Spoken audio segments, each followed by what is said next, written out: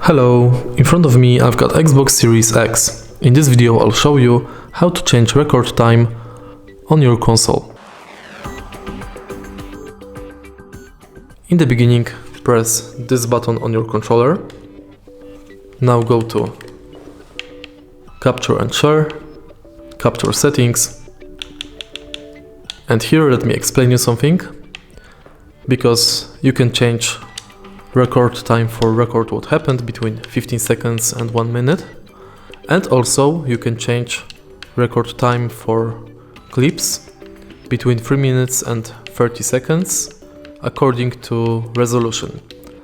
But your device can also record 1 hour of gameplay if you enter additional SD card to your console. If you find this video helpful, please leave like, comment and subscribe.